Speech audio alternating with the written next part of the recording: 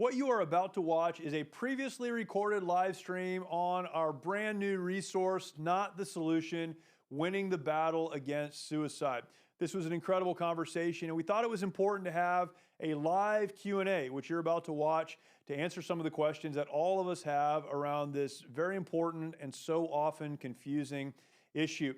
This resource is one that was recently produced, and I'm very grateful to be able to tell you that you can get a hold of it for free on notthesolution.com, notthesolution.com.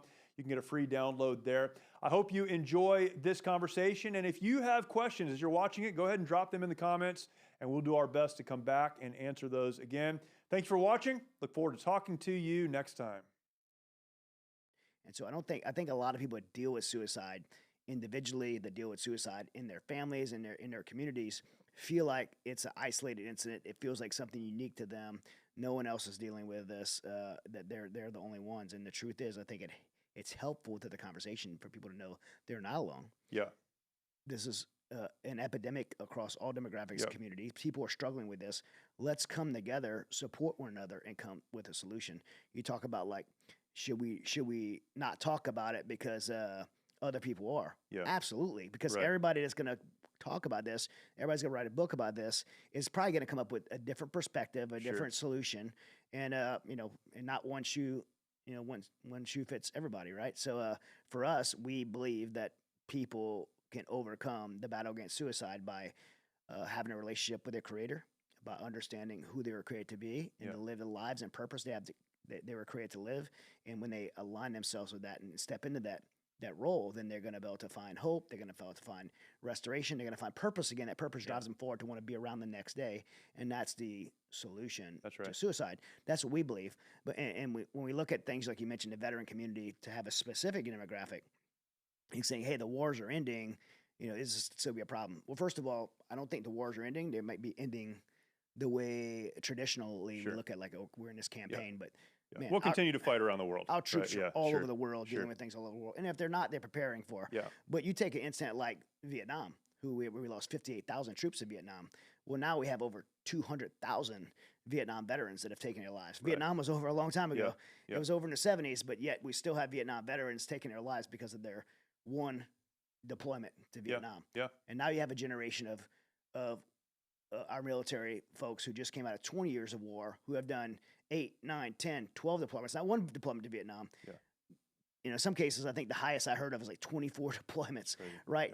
Yeah. And so even if they're okay today, where will they be as their life goes down the road and they don't deal with these things? One number, and I've been using this as I've been talking about the book on various platforms, just over 7,000. I have the exact numbers, but 7,054 combat deaths in Iraq and Afghanistan. 7,054 combat deaths. That can be any number of things, but in theater.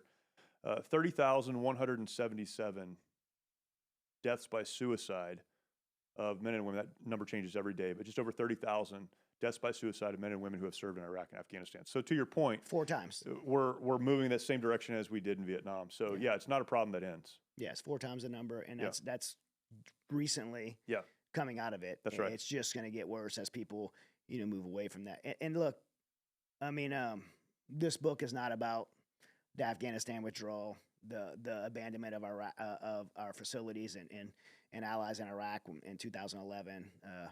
It's not about those things. Right. I mean, we wrote, my book Saving Aziz talks about that, but what we've seen at Mighty Oaks is an increase in suicide, increase in suicide ideations, increase in applications as a result of the Afghanistan withdrawal. Yep. So when these wars end, especially when they end abruptly and inconclusively like they did in Iraq and Afghanistan, that pushes those service members who gave their all, who paid so much of a cost, losing their friends, losing their youth, using their physical attributes, their mental attributes, their soul. Like they feel like when we end a war like that they did it all for nothing, and it brings them to the point of dealing with this battle of suicide. And we've seen it directly in our work at Mighty Oaks over the last 2 years since the Afghanistan withdrawal in 2021. We're going to jump into a lot of this, and we're going to start with some questions. We have been asking for questions for the last couple of weeks, and so we have a list of questions, but if you have one today, maybe you didn't get a chance to ask it, drop it in the comment section there on Instagram, and we'll see it. We'll get it up on our board. We've got a lot of questions already, and so we'll get through as many as we can. We're not going to spend all day walking through these, but we know there are a lot of questions. But before we get to the questions, was that 2 years ago we did the Never Fight Alone documentary? Must have been 2 years ago, right? It's been a little while. Maybe more. Maybe more. Yeah. Time flies. Yeah. I think it's been more like 4 years ago, to be honest with you. Okay. It's All just- right. yeah. Time every day. It gets Yeah. faster and faster. But we did a documentary some period of time ago called Never Fight Alone. Never Fight Alone is the name of the documentary. And I'll say that again a couple times we walk through this. But if you go to iamsecond.com, search for iamsecond.com, and then add to that Never Fight Alone documentary, you'll find that documentary on the I Am Second website. You can find it in a lot of other places. But I'd encourage you to go and check that out. That is really kind of the story, Chad and Kathy's story of what they dealt with when Chad came home from Afghanistan into really creation of Mighty Oaks and the work that we've done since then. And it's, again, the concept that we should never fight alone. But in that, we spend a lot of time addressing this issue of suicide. And Chad's story is in there. But we wanted to start today with kind of like the Cliff Notes version of that. For those that aren't familiar with it, and I think a lot of people are, again, go and check it out. Never Fight Alone, full documentary. It's incredible. But for those that aren't aware of your story, and this is really important to the genesis of this conversation, talk about that. In fact, the first question we have on our list is, where were you physically and mentally when you considered suicide? So I think it's a good opportunity to talk about it. Talk through that a little bit for those who aren't aware. Well, I love the question is where was that physically and mentally? Because, we have for 12 years, but we really double up down on it now as talking about resiliency and the pillars of resiliency, right? Mind, body, social, and spirit. You look at those pillars. Physically, when I was dealing with suicide at my most dark point, I was physically in the best shape of my life. I was ranked number 6 in the world as a professional athlete. Mentally, I was in a really probably narcissistic, almost arrogant mental state to where no one could tell me what I want to hear. No one tell me what I needed to hear. Everyone's telling me what I wanted to hear. And but so mentally, might have looked strong in some areas of my mental aptitude, my mental pillar, but other areas I was just completely broken. Socially, I was surrounded by people that told me everything I wanted to hear, not what I needed to hear, and I had systematically did that to myself. I had pushed accountability out of my life because I didn't want anybody telling me the hard things.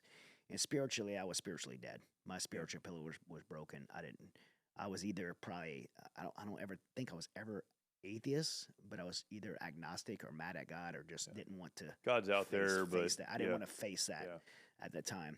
So that's where I was at that lowest point of suicide. I mean, but for the Cliff Notes version, I came out of like a really dark state. I just did 8 deployments on a JSOC task force. Those deployments led to some pretty difficult things. During those deployments, I lost friends. My best friend, one of my best friends in life, Foster Harrington, had died at the beginning of those deployments. He served at my wedding. He served and was there all day my kids were born. He was just 10 years of serving together, and then he killed on our first deployment. Couldn't even go to his funeral because I had to. I was talking about this just recently. You have to wake up and go to work the next day. I had a mission that night, and how that emotionally just makes you shut off, and just make yourself just cold to be able to turn that off and just keep functioning, and just where that puts you. And then those deployments progressed to where we had a compromise on our operation, working in the AFO world, the clandestine world, and had a compromise on operation where a vehicle bomb, VBED, was driven in our house. It blew up our house. It led me to Aziz, my teammate and friend, being compromised, and his family being compromised and kind of on the run, and me being abducted by a foreign intelligence agency. That compromise led to 12 of our teammates, 2 Americans and 10 Afghans being captured and killed. And but we kept operating and just pushing, and eventually that led me to a point to just where I broke, and came home and I was diagnosed with PTSD, and just I found myself spiraling down for the next 3 years, dealing with anxiety, depression, debilitating panic attacks, and just became just frustrated, and that frustration manifested in just being a tyrant to my family, and the resolve for me was the physical and mental pillars, diving into jiu-jitsu, staying as busy as I could, fighting professionally, and not actually getting well. And that led to, after that 3-year downward spiral, a rock bottom moment where separated from my family, filed for divorce, was living alone in an apartment, and made the ultimate decision that maybe my family would be sad without me, but they'd be better off. And I made a decision to take my life. And one of the things that I think a lot of people that look at suicide, especially in the veteran community, think that's a coward's way out. Like, how could you do that to your family? Like, how selfish. And I've been a battle with thinking that myself, Yeah. for myself, towards myself, and towards other people. Yep. Like, it's a coward way out. Like, how selfish could you possibly be to do that? But in that moment, I think I and other people believe that I caused so much damage to everyone around me that this is going to be better. Yeah. Right. I remember thinking, like, maybe my family would be sad without me, but they're going to be better off. They're going to be sad, of course, right? You know, I killed myself, but they're going to be better off because of it. And I really believe that.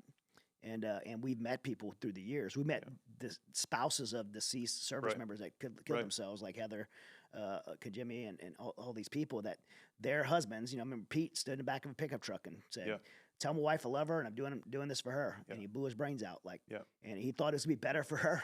And it wasn't. And it was, Heather's, we've quoted her many times saying, Pete thought he was taking away the pain, but all he did was transfer the pain to everyone that loved him.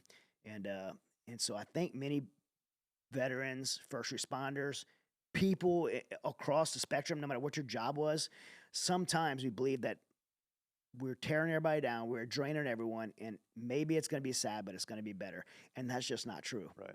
It's a very permanent solution to temporary problems that can and will get better. Because in those moments, when I was in that moment, I thought, this is forever for me. My life's always going to be like this. It's never going to get better. There's nothing that's going to change. It's going to make me feel like I don't want to live anymore. And I just need to do it now. And so it's an overwhelming thing. But the thing about that thought is it's so consistent, and it's such a predictable MO that people believe that you have to know that lie is coming from someone. There's an author of that lie that's being spoken. The same message, the same MO is being spoken in the ears of everyone in every corner of the world, no matter what their job is. You're not good enough. You're tearing down everybody around you. You're a burden. You have no future. You have no purpose. Just end it. Right. And that, I believe that lie comes from a demonic influence, a spiritual influence, whispering in your ear, telling you those lies. And people believe them. And when they believe them, they make this decision to end their life. And again, a very permanent decision to temporary problems. Thankfully for me, in the moment of the decision, Kathy intervened and challenged me with a question that radically changed my life. She just asked me, how could I do everything I did in the Marine Corps, as an athlete, deployments, all this stuff? How could you do all of that? And when it comes to your family, you'll quit. Right. And she was right. I quit on my role as a husband, my role as a father, my will to live. And in that moment, I made a radical decision to get back in the fight. And that led to me finding a mentor that led me to a relationship with Jesus. Beyond that, being introduced to a relationship with Jesus, this mentor, Steve Toth, discipled me for a year. And beyond that year of discipleship, I found restoration and hope and ultimately purpose. And that purpose manifested for me in a deep burden that God put in my heart to pay that message forward. And that was, that manifested in the founding of Mighty Oaks Foundation and this work we're doing now, right? This book, Path to Resiliency, Truth About PTSD, Not the Solution, these books and the other books that we both have written, An Unfair Advantage, March or Die. So this is all like part of that paying it forward. Right. This isn't because we wanted to be authors or speakers, right? This is like God burdened our hearts to share this truth and this message that lie of the enemy that's causing people to commit suicide is not truth. God's word is truth, and there is a plan and purpose for our lives. Jeremiah 29:11 is a promise that God has. For I know the plans I have for you, declares the Lord. Plans to prosper you, not to harm you. Plans to give you hope in the future. Doesn't mean it's going to be absent of hardship. It means that God has a plan and purpose for you, and that means you still need to be alive. You still have work to do. There's breath in your lungs. You have work to do.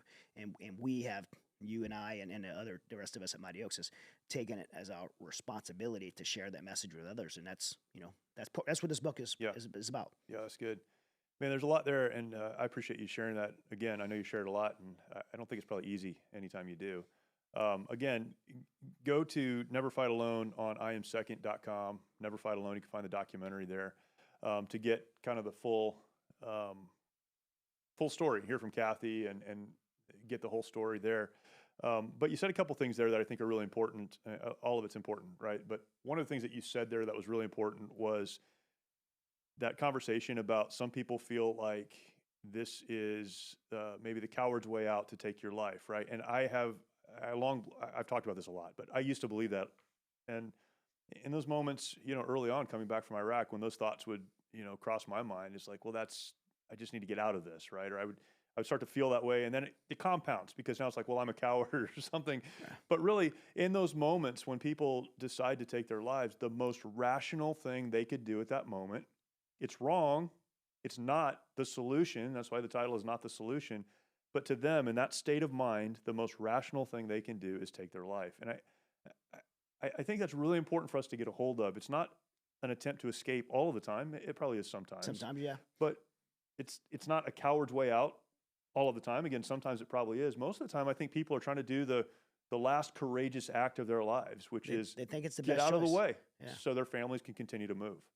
Yeah. And that's a really important thing for people to understand when we're having this conversation. I think the second thing there that you talked about, and this is, we talk about this in the book, when we talk about fighting the right enemy. I think that so often when we deal with suicide and talk about fighting the fight against suicide, we're looking at the wrong enemy. We take as the enemy suicide itself. We're fighting against people being able to take their lives. That's why we need to lock up the guns and we need to keep people safe and lock them in rooms and all of these things, right? And that, again, there's a place for all of that. But that's not the enemy. What drives people to get to that point where the most rational decision they can make is to end their life is a lack of identity and a lack of purpose. They get to the point where they have concluded, I don't know who I am in this world that I find myself in. Things have changed. My family's changed. My finances have changed. Something's changed. They've lost their identity because it's not connected to who God created them to be. And there's not a purpose. Again, you said this, I could do this forever. This is what it's going to be forever. And we need to fight the enemies of a lack of identity and a lack of purpose. That's the enemy. If we can get a hold of that, then the other things begin to take care of themselves. And I think we get that wrong so often. We need to address the right fight. A lot of people who are, and we see this often through our programs, people who have not deployed, who are struggling with suicide and the issues of suicide. Again, when we look at 50,000 folks last year in the United States dealing with suicide, this is a human problem. This isn't a veteran problem per se. Right. But how do we address that? And that's a great question.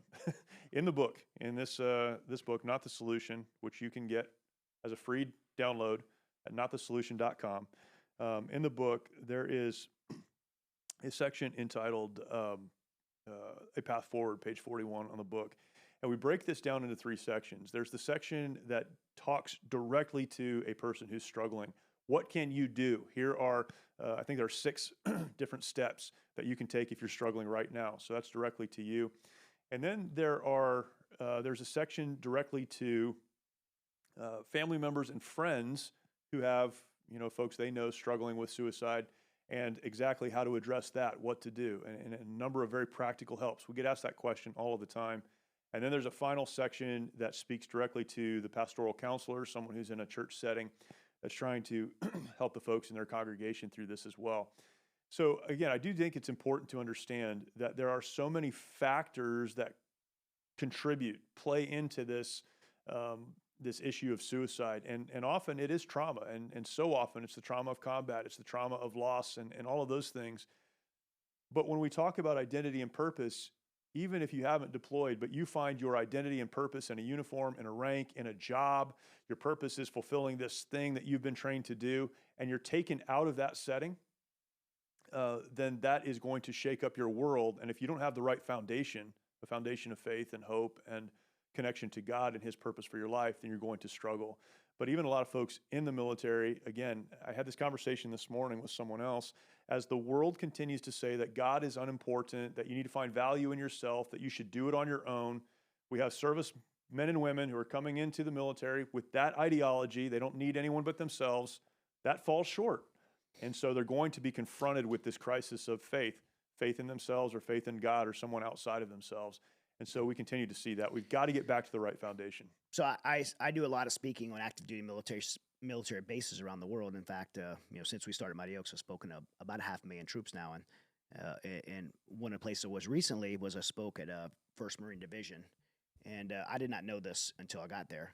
I went there. It was a mandatory event for staff NCOs above, commanded by the commanding general of 1st Marine Division. And the sergeant major of 1st Marine Division stood up there and he read this report. that indicated that currently this year, when I say this year is 2024, now it's in 2023, that they were at the highest active duty suicide rate in 1st Marine Division Crazy. than they have been in the history of the Marine Corps. Yeah. At the height of the wars, Afghanistan, Iraq, but right now, post-war, Yep. they're at the highest rate of suicide.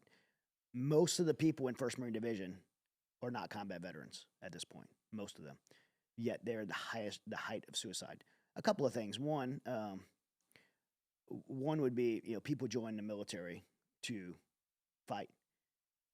People don't join the military for a lot of these things that they're having to do right now. There's a lot of things that are being done in the military that are very, the military is supposed to be apolitical.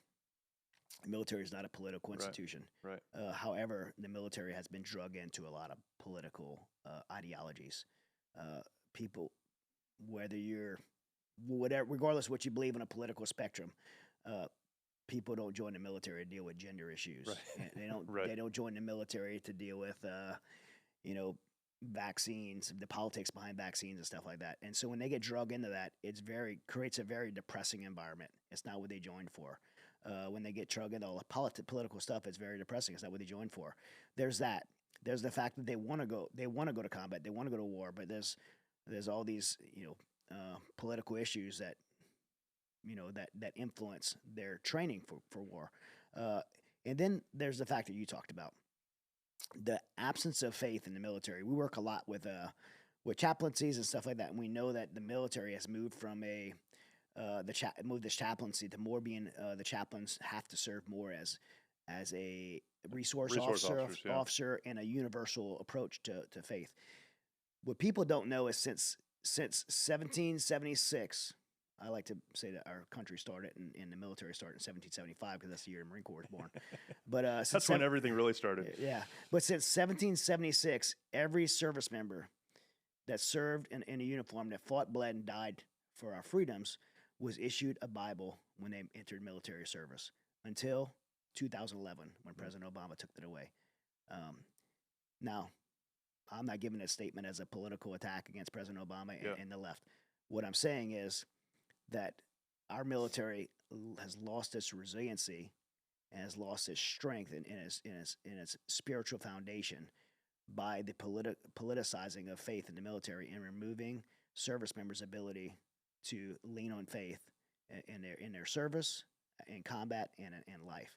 And if you want to know why I believe that suicide is affecting the ranks of our military, it's been because those 4 pillars that the military boasts, mind, body, spirit, and social, the military is pushing them to think that they get by with just having a strong mind, having a strong body, and having a strong team. But that spiritual pillar, they're saying, isn't important anymore. Right. It's maybe a sense of spirit. It's a esprit de corps. It's a sense of spirit. Well, I'm here to say that that's the most powerful pillar. When your mind goes and your body goes and you're standing all alone because your social circle's gone, if one pillar is going to hold you up, it's going to be your foundation and your faith, the relationship with Christ. And if you don't have that, when the pressure comes, it's going to fall apart. And our military is not being told that today. We're saying it, and I thank God, and I think our military leadership has allowed us to be able to keep continuing to go in there and say that. But without that, that's where hope is lost. Yeah, and that's why we've leaned so hard into producing resources, tens of thousands of books that we give out for free, and this one, typically we're going to sell it for a while and then give it out for free. We just started this one today. We release it. It's free. Yeah. By the way, and get it. This isn't a telemarketing sales thing. We should have started off with that. This book is free. It's free. Yeah, it's free. You can go download it at notthesolution.com. That's it. You can download it for free there.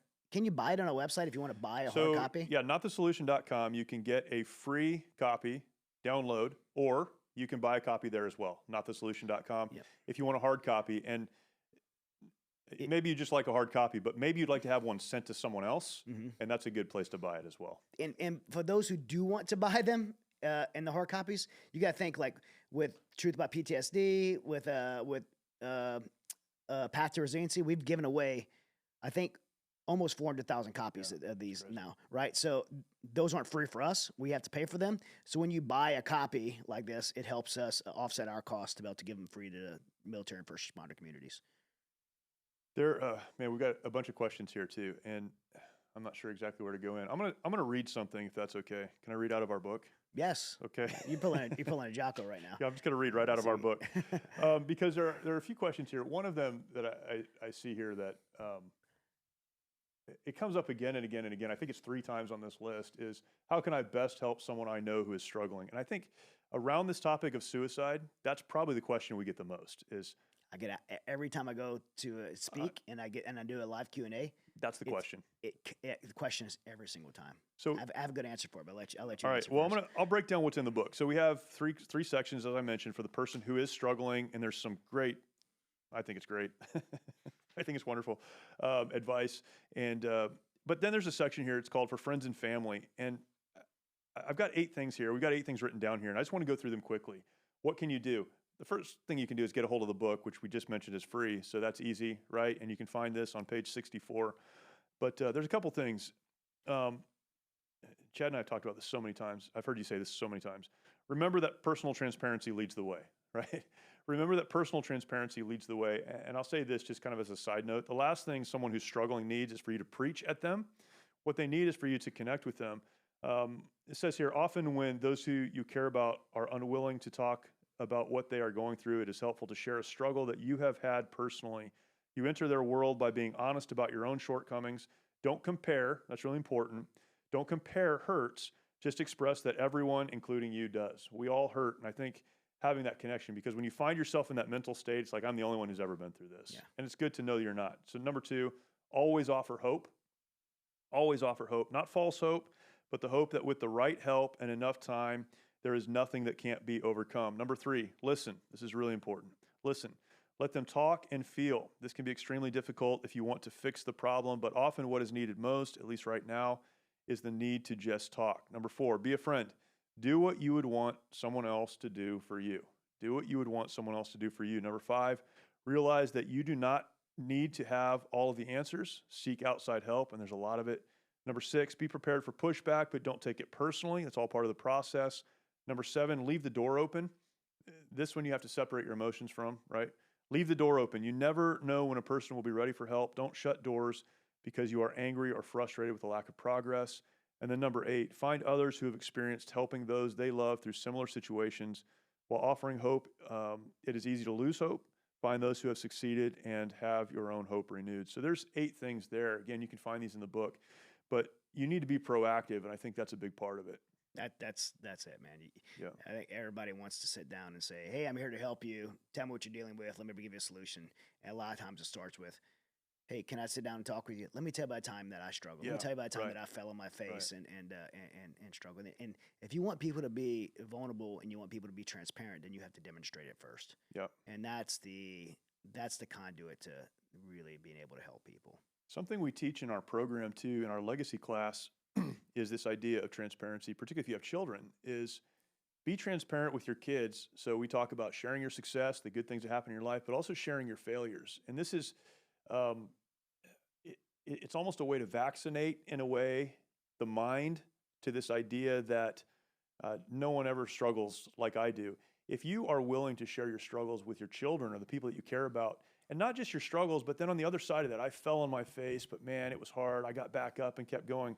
What you plant in their mind is, I'm going to fall down, but when I do, I can get back up and move forward. My parents, they did. People I care about, they did. And that's a really important thing to do. Yeah. Lead with transparency. Yeah, absolutely. Other question. Let's see. There's one. I like how this is worded. Why do people freak out when suicide is mentioned, but don't care much about discussing general depression? Do you want to go after that one? Yeah, well, I mean, I think people think it's the extreme, like it's all on kinda, the same spectrum, right? Yeah. I mean, general depression is something people deal with every day. Yeah. Suicide is the extreme end of it. But I do think there's a connectivity, right? Because general depression untreated leads to, general depression untreated leads to panic, it leads to severe anxiety, it leads to hopelessness.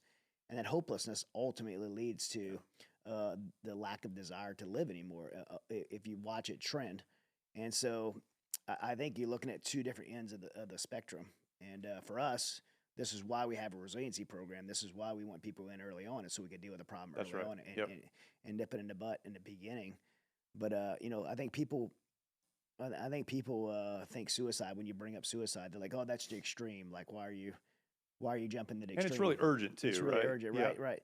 But the reason we talk about it so much is because we know that it's a reality, and I believe that that reality, for some reason, whether it's a mainstream media that for some reason doesn't want to talk about it, or because it's a spiritual, because I believe we're in a spiritual war, a spiritual warfare, and if it's the enemy trying to keep it silent, but for some reason, it's intentionally minimized. Yeah. Like, Yeah. I mean, like you said, the numbers, right? Yeah. For and just in the civilian population, for some reason, the number in the military, you think that people would want to know what the really problem is, but there's this deliberate effort to lower that number. The last VA suicide report said it was 17 suicides a day. I mean, look, I'm not calling anybody a liar, but they're lying. They are lying. Right. It's not 17 a day. And it's not because I want it to be higher. Yeah. Because we're in the business. Right. The higher it is, the better we do at No, Mighty no, Oaks. no. I wish we could shut down Mighty Oaks tomorrow. Yeah. Like, I don't want it to be higher, but it is higher. That VA report, and Congressman Derek Van Orden called it out on the House floor, does not include jumps. It doesn't include overdoses of medication. It doesn't include car crashes. How do many veterans kill themselves? Jumping off of buildings, Yeah. running their car into a telephone pole or a tree to make it look like an accident, and overdose of medications that they have full access to. And so they don't count those three. Yeah. And not to mention the coroner's reports only account for 50% of the United States. There's independent studies that say the veteran suicide rate is probably more in the 40s or 50s. Yeah. We always say it doesn't matter if it's 17, if it's 22 a day, if it's 40 or 50, one is too many. Yeah. But why are these numbers intentionally being suppressed to be minimized? Why isn't it mainstream news that 50,000 Americans killed themselves last year? Right. And it's because they want to minimize that thing. And so when you bring up a topic like suicide, people are like, whoa, you're getting extreme now. Like, Right. no, we're not Right. getting extreme. This is happening every day. We see the families, we meet the wives, we meet the children of those broken, and somebody needs to speak up and say, this is a problem. This is an epidemic, actually. It's the worst it's ever been in our culture. And by the way, not only is it a problem, it's an epidemic, but there's a solution. Right. And we want to bring the solution Right. forward. In order to bring the solution forward, we have to identify and address as a problem. And we can't sugarcoat how big or little it is. We can't embellish how big it is, and we can't sugarcoat how little it is. Yeah. We have to tell it for what it is and make people aware that it is a real issue, but there is a solution. Yeah, that's good. For anyone interested in that data, America's Warrior Partnership. They did an incredible study in conjunction with Duke University and I think the University of Alabama, and they break all of that down and they come up with the number 44 a day probably veterans who are taking their lives. And again, if it's one, that's too many. Right. But to think that it would be 20 or 40 or any number bigger than one and that we're not addressing this head on is crazy. Yeah. And I think something that needs to be understood is like for the work that Mighty Oaks does, we don't exist solely to end veteran suicide. I mean, we say that, if every person who's ever served in the military attended Mighty Oaks, we think we could end veteran suicide. But we exist to confront the issues of depression and a lack of identity and a lack of purpose and a lack of hope because it is on a continuum. It's on a spectrum. We know where it's going to lead to. And I think, so I mean, we have a section here on, for the one struggling with suicidal thoughts and feelings, what should you do, right? And we have listed here, I was going to say 5 things. I think it's 6 things. But whether you're dealing with thoughts of suicide or just that depression that keeps setting in, the process is the same. What's the first one? Pre-decide. Decide now that regardless of how bad things get, you're not going to end your life. Making that pre-decision is huge. Know yourself and seek self-improvement. I ripped that off of Leadership Traits and Principles from the Marine Corps, right? Know yourself. Know what kind of things caused you to get to the place where you have those thoughts. If it's drinking, don't drink. If it's these kind of friends, stay away from those kind of friends, whatever it is. Know what causes you to feel depressed. Know what causes you to, have these thoughts and change your thinking, change what you do. Get good counsel. Speak to a doctor. Sometimes it's physical and you need to speak to a doctor. Go through that process. The book of Philippians chapter 4 and verse 8 says those whatsoever things, those good things. Spend your time thinking on those things. And we always talk about observing the 4 B's, spending time in prayer, spending time in the Word, that's the Bible, spending time in church and community of other believers who can encourage you, spending time with people who can speak truth into your life. And that's listed in this book on suicide as these are the steps you need to take if you're struggling with thoughts of suicide. But if it's depression that you're dealing with, the far end of that, if you sit there and you ruminate on it and you allow that to get hold of your life and you allow it to go from just thoughts to feelings to getting root in your heart, that is the end. And these steps need to be a part of your life as well. So I think it's a great question because it really does go like, well, we all freak out, right? We get crazy. Like they're talking about taking their life. We need to freak out when people are saying how depressed they are, and because that keeps the other end from happening. Well, it's the aftermath, right? We deal with a lot of units that call us after a suicide's happened, and if the first thing that we see consistently in these, they're like, no one knew it was coming, right? Like everybody was like shocked. I can't believe that guy did that. Like no one knew it was coming. And then after like a week or two of talking, the signs were everywhere. Yeah. Right. This person was isolating. They weren't talking to anyone. They were making little subtle comments, and you know, their initial response again is, they were so shocked, right? But then when you start talking to people, the signs were everywhere, and you know. And if we would address those, early, right? We addressed it during the depression. We would addressed it during the hopelessness and the cries for help. Then we could have stopped it. And to your point earlier, where were you physically and mentally? You know, when you went through that, that period of time. Sometimes you can't see it, but the underlying foundation requires the same action. And so it's not always about can we see it? It's about are we doing the right things and building the right things in. Really important. There's a question here at the end, not at the end, but at the end of this list on our board here. What do the families that lost a loved one to suicide go through? And we could spend all day talking about this. I want to give some, and in our book, again, Not the Solution. It's free, notthesolution.com. We keep saying that because the reason we're doing this is so that everybody gets a hold of it. All of these are footnoted, so I'm going to make some statements here. They're all footnoted. You can go research them yourself if you'd like.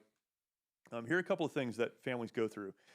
Children and teens who lose a parent to suicide are 3 times more likely to commit suicide than children and teenagers with living parents. This is a huge, huge statistic. And again, it's footnoted. You can go find it.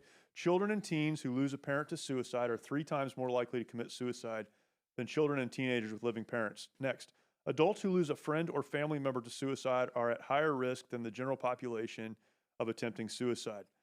Number 3, those who lost parents to suicide are nearly twice as likely to be hospitalized for depression as those with living parents. Number 4, losing a parent increases the risk of a child committing a violent crime. Number 5, families experience high levels of rejection, shame, and stigma. Number 6, suicide-bereaved families experience intense guilt or feelings of responsibility for the death. Number 7, 1/4 of people bereaved by suicide experience elevated levels of depression, stress. 1/5 have elevated levels of anxiety. Number 8, this is the last one we have listed. Psychosomatic reactions include physical or severe abdominal pain, loss of appetite, low energy levels, and sleep disruptions. These are in here because if you are a person who is struggling with thoughts of suicide, you need to understand, and I really appreciate this question, you need to understand what family members of those who have someone who's taken their life go through.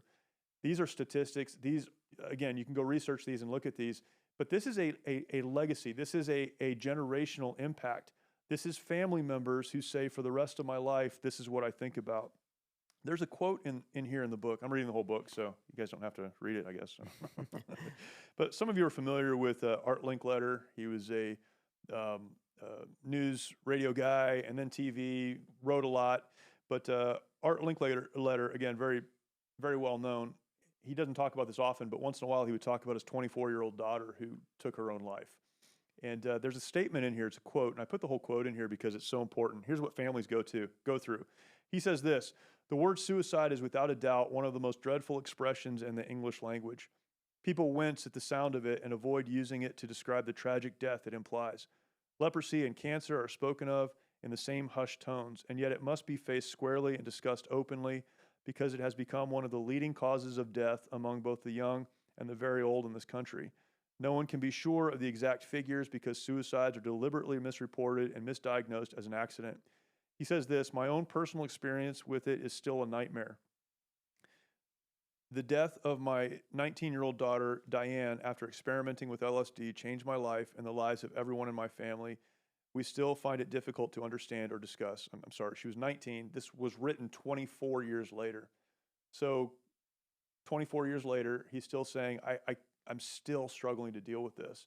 So an important question, because again, we started with this, but people think I'm going to help my family, I'm going to help my loved ones. This is good for them. It's not good for them. There's so much data, so much research, and just practically, this is something they will have to carry for the rest of their lives. So very good question. There's what signs should people be looking for? And we mentioned there aren't signs, but there are signs. What are some of the signs people should be looking for? Well, I think one of the biggest ones is isolation. That's one of the biggest ones that I think has been consistent amongst people we've seen that actually have gone through with it, isolating themselves. When people are going to do something like that, they tend to want to disassociate themselves with people, lessen the blow. Right. People feel like when they have a intrusive thought like this, they're going to be compromised, and so they kind of want to hide from people. People that want attention and want to intervention or brag or claim suicide, or they'll say, if you do that, I'm going to kill myself. Right? A lot of times, maybe people are serious, so I wouldn't say never doubt that. Yeah. But a lot of times they're saying it because they want the intervention, they want a response, they want you to come rescue them. But a lot of times when people really do it, they won't say it. Yeah. They won't speak it. They'll just. When I had made the decision, I was not about to tell anyone I was struggling with suicide because I was in fear that someone would intervene. Someone would try to talk me out of it. And so I wanted to be alone. I wanted to isolate myself. And I've seen that to be a consistent pattern with people. So isolation, I think, is the biggest one. Maybe subtle comments, like hints and innuendos that they're going to do it, outside of just I'm going to kill myself. Yeah. You see some of those little subtle comments. Changes in lifestyle, giving stuff of significance away, writing letters, trying to make amends with people. You see a lot of that type of behavior as well. Yeah, if it's uncharacteristic for that person, I think that's a big signal. And again, to an earlier question, people talk about suicide, but we don't care that much about depression. If you see a general change in mood, you need to address that, even if it's just to help the person get through the depression they're dealing with. Right, yeah. You don't. Yeah, exactly. This is the most important point. You don't have to wait till they're in the brink of suicide to help them. We all should, help each other. And when most of the people who, not everyone, most of the people who are like typically to be in tenacious relationships, and and people know when they are. This just goes back to just having compassion, being kind for one another, right? With somebody, if you're dealing with somebody in your family that's struggling and hurting, and you just feel like you always need to win. I mean, it's not a right. What are you winning if you're breaking each other down? Right. What are you really winning if you're just people are struggling and hurting and you're kicking them while they're down? It's bad enough that our world does that, and that we do it in our own homes to our own people, to the people we love most, and when people are down and struggling and hurting in your family and you just kick them while they're down, we need to lift each other up. Yeah.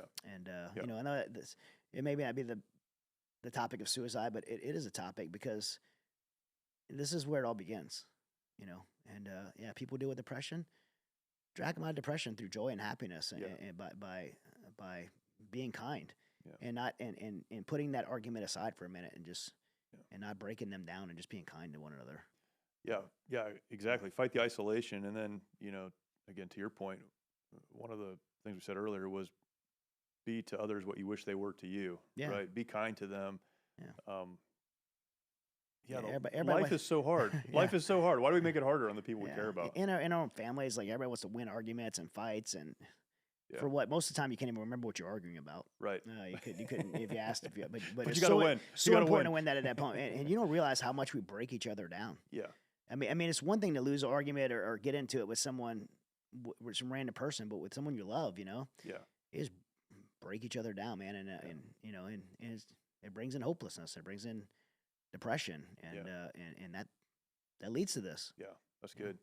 And refusing to allow people who are struggling to be isolated, I think, is really important. Even if they want to be, don't let them be. Pull them out of the room. This is important with kids, and we're seeing a spike in suicides among young people, and part of that is because we have the society that pushes isolation through even social media and entertainment and all of it pushes people to be isolated, and we need to do our best to pull people out of that. Yeah, with kids, and back to that with kids, you have to parent, you have to be hard on kids, right? Because you don't want them to make bad decisions, but it's okay to be hard on your kid and say, hey, I'm being hard on you right now, but hey, let me pause for a second, let you know, I love you. Yeah. Like, I care about you. I'm for you. I want you to win. Like, Yeah. Like, know that I love you. Like, that's important for somebody to hear whether it's a spouse or a kid. It's important for someone to hear when you're coming out and hard on them. And hey, let's put this aside for right now because you know what? This is heavy, and I know it's hard on you. Let's put this aside right now and just let you know that I love you. I care about you, and let's deal with this. When things calm down. People have a hard time doing that. It sounds so simple, right? Yeah. People have a hard time doing that. We break each other down, and a lot of this depression that we bring in, we cause on our own loved ones. And I'm not saying that to guilt anyone, but we do. It's just reality. Right. We do. I've said this a lot. One of the goals I have as a parent, and I fail at this a lot, but I want my kids to think of me when they struggle in their lives. Mm-hmm. And so that's part of sharing not only the good things, but sharing the dumb things I did and the failures I've had and all of that. Because when they struggle, I want them to know I can go to my mom and dad who are they'll correct me if I need to be corrected, but they're going to help me through this. And that's really important. Yeah. One of the questions I just saw on Instagram is this book discussed during the Mighty Oaks retreats? The answer is no, but it will be. Yeah, this today. Yeah, today is the day it comes out. Everyone who goes to our Mighty Oaks programs now, excuse me, will be getting a copy of this. But I will say this. And the resiliency events. And the resiliency events. Yeah, this will be, along with Truth About PTSD and The Path to Resiliency, these will be the books that people get. All three of those books are now being made available through a digital download. So we want everyone to have this. But this book starts off with the Mighty Oaks story and then the Mighty Oaks process. So all of this is built on a process that we've been using for over 12 years now. So we haven't specifically talked about this book because it just came out, but the process that's outlined in here is a process that we've been working through for a lot of years with a whole lot of folks. So this is really what we do. And again, we're aiming this at suicide because it's such an issue, but the truths in here and the principles in here help people deal with depression, help people deal with the lack of identity, lack of purpose, struggling in their marriages, and all of the kind of the spectrum of issues that we deal with. And so, this is available for that and to them. And there's a reason that the cover does not say anything about veteran suicide, because we want anyone who's struggling in this area to have access to this. I'm just looking at the cover. The silhouette of the person on here has to be a sailor, because he's got a big old mop of hair on his head and skinny jeans. Yeah, it probably is. Or tapered pants. Or maybe just a guy who's having problems. It could be a recon Marine too. Like, all that hair. Well, he's wearing a hoodie clearly, so it's probably a recon Marine. Yeah, he does have full pants on though, not shorts. So that's oh man, man, a lot of great questions, and we could spend a lot more time here. But wrapping it up, I think we did this for one purpose. We want people to have access to this resource. It's such an important resource and not something we're going to make money on. I promise, for anyone that cares, we're going to lose a lot of money on this book. But our goal, our purpose, part of our mission statement is to make sure that people have access to resources like this. So notthesolution.com. Go there, download a copy for yourself. If you'd like to, you can buy a copy. It's a horrible economic decision to pay $10 for a book like this. But what that does is that allows you to get a hard copy into the hands of people that you care about. But beyond that, it allows us to produce more of these. And I promise we'll give out tens of thousands of these over the next couple of years. And so, as you pay your $10 for a hard copy or just donate there, you can. That's so that we can continue to give these out to as many people as possible. And with that, anybody wants to donate to Mighty Oaks Foundation, sure. Like you go to mightyoaksprograms.org and donate there. Everything we do is free, not just the books, the programs, That's everything. Right. So, yeah. Yeah, and if you're struggling, if you're struggling right now, and I say this because you're struggling right now, dial 911, let the folks know that you're struggling, and they will help you, and they'll get you on your feet. And then once you get past that storm, the one that you're going through right now, reach out to friends, reach out to us, let us help you, and we'll get you back to the place you need to be. Whether you joined us by way of live stream or caught this on YouTube, thank you so much for joining. This is such an important issue, and we want to make sure that you have all of the information. So one more time before we're done, Not the Solution is the book. This is a free download to you. at notthesolution.com. Notthesolution.com. There again, you can get a free download. You can also purchase copies if you'd like to, or just donate to help us get as many of these out to as many folks as possible. Again, thank you for joining, and we look forward to continuing this conversation into the future.